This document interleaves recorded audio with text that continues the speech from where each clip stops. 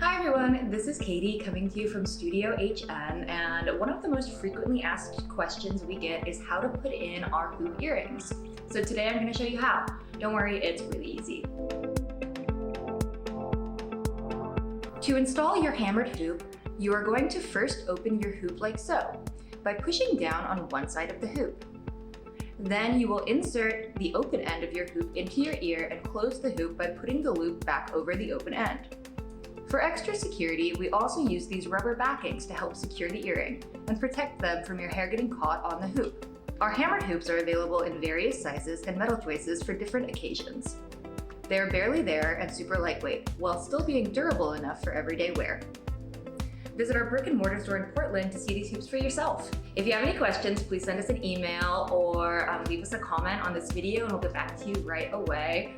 Also, make sure to follow us at It's Hana Naomi on Instagram for more Team HN and more content just like this. See you next time.